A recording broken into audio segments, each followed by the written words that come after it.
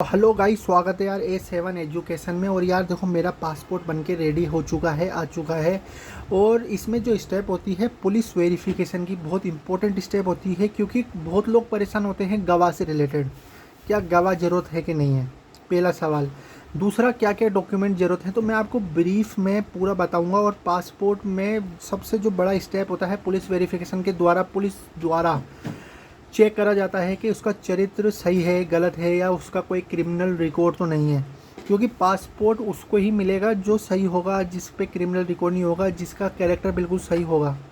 सही बात है कि नहीं है। तो पासपोर्ट यार बहुत इंपॉर्टेंट डॉक्यूमेंट है। तो इसके लिए थोड़ी स्ट्रिक्ट क्या बोलते हैं वो है चेक करने का, कि भाई पहले पासपोर्ट के जरिए ऑफिस में अपन को कितने डॉक्यूमेंट ले जाने पड़ते हैं। तो पुलिस वेरिफिकेशन में देखो क्या स्टेप होती है, अपन पूरी स्टार्ट करते हैं। तो देखो, जब आप पासपोर्ट ऑफिस से आ जाते हो, आपका अपॉइंटमेंट लिया, पासपोर्ट सेवा केंद्र गए, आपने अपना फिजिकली फ़ोटो खिंचवाई, सिग्नेचर और थम इम्प्रेशन दिए। फिर उसके बाद क्या होता है, 2 से 3 दिन बाद पुलिस स्टेशन, बिल्कुल पुलिस स्टेशन पे मैसेज जाता है। अब वहाँ से पुलिस स्टेशन वाले अंकल जो हैं वो आपको या तो घर आएंगे, आपके हाउस पे विज़िट करेंगे, या फिर आपको डॉक्यूमेंट ले जाने के लिए बोल देंगे कि भाई आप डॉक्यूमेंट लेके आओ। ठीक है, दो चीज़ हो सकती है। ज़्यादातर देखा गया है मेरे केस में, मुझे डॉक्यूमेंट बोले थे कि डॉक्यूमेंट ले आओ, फ़ोन पे बोल देते हैं, वो फ़ोन आ जाता है। सुबह सुबह 9-10 बजे फ़ोन आ गया था कि आपका ये पुलिस पे ये आया है अपॉइंटमेंट, पासपोर्ट के लिए आपने अप्लाई करा था, तो आपको डॉक्यूमेंट लाना है। बड़ी पोलाइटली उन्होंने बात करी, बहुत पोलाइटली उन्होंने समझाया कि क्या क्या डॉक्यूमेंट लाने। तो वो डॉक्यूमेंट की लिस्ट मैंने एक तैयार करी कि देखो, आधार कार्ड मंगवाया था जो अपन ने उसमें लगाया था, किसमें, जब अपन ने फॉर्म भरा था, मैंने पैन कार्ड लगाया था। तो इसका ओरिजिनल और ये एक एक फ़ोटोकॉपी जो वो चेक करेंगे। उसके बाद आपने 10th की मार्कशीट लगाई हो तो उसकी एक फ़ोटोकॉपी और ओरिजिनल। जन आधार, फैमिली में आजकल जन आधार कौन सा आधार चल रहा है, जिसमें माता का नाम होता है, मतलब अपनी मम्मी का नाम होता है, उस पापा का नाम और पूरे फैमिली मेम्बर्स का नाम होता है। तो जन आधार की एक फ़ोटोकॉपी मंगाई थी। जन आधार था, मैं थोड़ा भूल रहा हूँ, जन आधार ही चल रहा है ना अभी, तो जन आधार होगा फिर। और फिर उसके बाद एक बिल, या तो पानी का हो या बिजली का हो, इलेक्ट्रिक बिल और वाटर बिल, इसकी भी फ़ोटोकॉपी, बिल्कुल इसकी फ़ोटोकॉपी। और इसके अलावा और कोई डॉक्यूमेंट की ज़रूरत नहीं है, लेकिन गवाह, जो आप लोग इंतज़ार करो कि यार गवाह की ज़रूरत है क्या, 2024 या 2025 भी आने वाला है उसमें।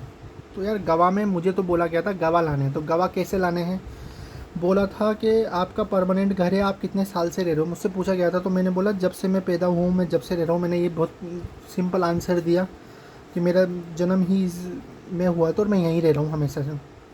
तो उन्होंने बोला कि आपके पड़ोस में, जैसे मान लो ये मेरा हाउस है, हाउस नंबर आप मान सकते हो 15 है, तो जैसे हाउस नंबर 16, हाउस नंबर इधर 14 है, या फिर इधर हाउस नंबर होंगे, इधर रोड जा रही होगी, मान लो इधर हाउस नंबर कुछ मान लो 24 मान लो, इधर 34 मान लो, इधर 36 मान लो, लाइन की बता रहा हूँ मैं, एक लाइन में।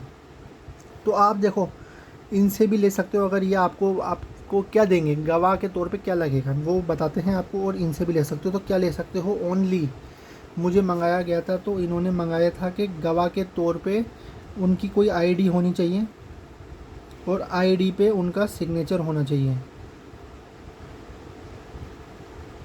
वो उपस्थित हो नहीं हो, लेकिन उनकी आईडी पे 2 सिग्नेचर करवा लेना, एक एक आईडी ले लेना, वो गवाह के तौर पे लग जाते हैं। पुलिस अंकल ने ये बोला था। और ये कंफर्मेशन ये है कि गवाह ज़रूरी है यार, 2024 में गवाह बड़ा ज़रूरी है। क्योंकि मैंने अभी करवाया, लेटेस्ट की बात है, मेरे भी गवाह लगे थे।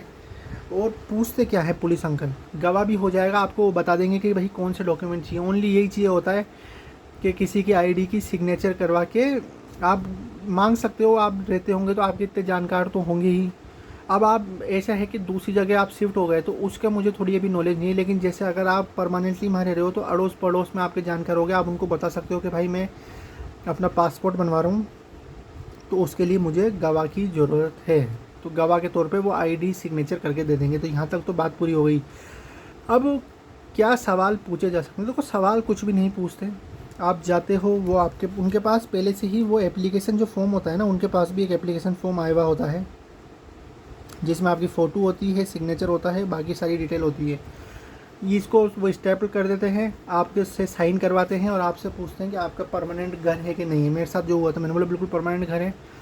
बाकी क्यों बनवाना चाहते हो ये तो नहीं पूछा था, बाकी कोई पूछ सकता है पूछना चाहे तो जो आपका रीज़न है बनवाने का, आप डॉक्यूमेंट रखना चाहते हो, फ्यूचर में कहीं घूमना चाहते हो तो वो आप कर सकते हो। तो गवाह के तौर पे तो देखो यही है।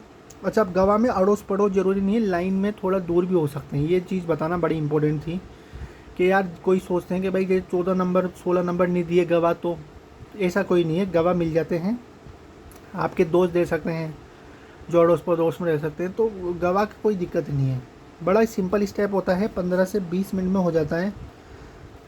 अब पुलिस वेरिफिकेशन में रिजेक्ट किस किस का हो सकता है? देखो, रिजेक्ट होने का सिर्फ एक मुख्य कारण ये होता है कि जैसे किसी का नाम अलग हो, उसने आधार कार्ड में अलग नाम है, 10th के बाद अलग नाम चेंज कर रखो, नाम चेंज वालों की गड़बड़ हो सकती है। दूसरा, डीओ भी देखा जाता है, डेट ऑफ बर्थ, मतलब जन्म तिथि आपकी किस दिन आप पैदा हुए, वो मैच होनी चाहिए, क्योंकि देखो आधार कार्ड में भी लिखा हुआ होगा और पैन कार्ड में भी और 10th की मार्कशीट में भी।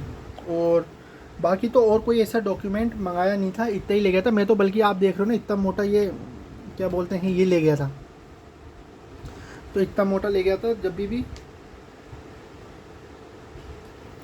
कोई दिक्कत नहीं आई। अच्छा, अब कोई के डाउट हो सकते हैं कि सर हमारा अभी तक फ़ोन क्यों नहीं आया? तो देखो, फ़ोन में आने में प्रोसेस लगता है, टाइम लगता है, लेकिन ये होने के बावजूद भी ऐसा नहीं है कि भाई जैसे आप पुलिस वेरिफिकेशन करा के आ गए तो तुरंत मिल जाएगा। उसके बाद भी 4 से 5 दिन आप मान के चलो, क्योंकि फिर ये फ़ाइल अलग ऑफिस में जाती है, कोई मुझे ऑफिस का नाम बताया तो उन्होंने, वहाँ से फिर वेरीफाई हो जाती है जो डॉक्यूमेंट हैं आपके, फिर उसके बाद प्रिंट होने जाती है, फिर प्रिंट होने के बाद 2 से 3 दिन लग जाते हैं आपको स्पीड पोस्ट में आने में। ये पूरा प्रोसेस होता है।